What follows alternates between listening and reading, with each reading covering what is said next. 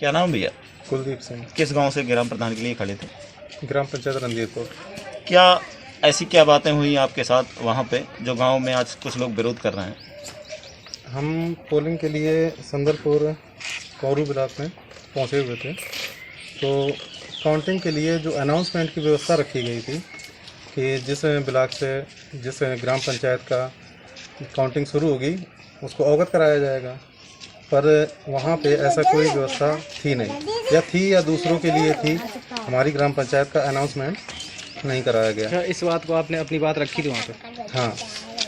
फिर क्या वहाँ से जवाब मिला? और जब हमें ज़्यादा से ज़्यादा जानकारी एकत्रित करने की कोशिश की तो हमारे ग्राम पंचायत का जो समय दिया गया था वो सुबह 10 बजे का और 11 बजे का था, और जब बाद में पता चला तो हमारी ग्राम पंचायत का नाम हटा के सबसे लास्ट में कर दिया गया, उसको रात में ले गए।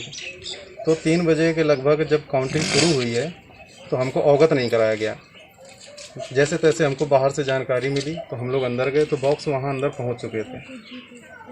तो इस बीच में जब काउंटिंग शुरू हो गई तो उसका विरोध भी किया गया, पर उसका कोई प्रभाव नहीं पड़ा वहाँ पे।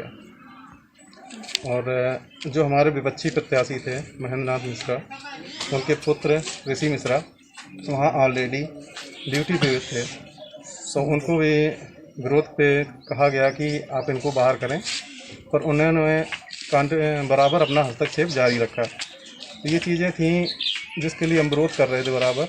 यानी जिनकी ड्यूटी लगी थी वो प्रत्याशी के पुत्र थे? हाँ, प्रत्याशी पुत्र थे वो ऋषि मिश्रा।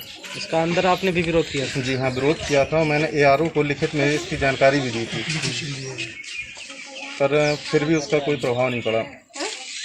क्या किसी सक्षम अधिकारी से अभी तक कोई शिकायत की?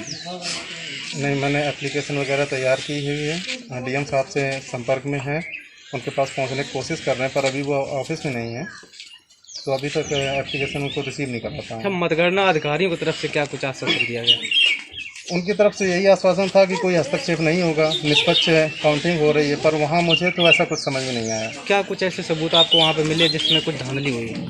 धांधली के लिए आपको बता दें कि जैसा कि वहाँ पे बैलेट पेपर जो अनवैलिड हुए थे, जिनकी संख्या बहुत ज़्यादा थी, और जो इंक का इस्तेमाल हुआ था, जो यहाँ पे पोलिंग पे इंक थी उसका और जो वहाँ पे निकली हुई थी उसमें बहुत फ़र्क था, क्योंकि यहाँ पे स्तंभ तक नहीं लग रहा था और वहाँ पे क्लियरली डार्क इंक थी।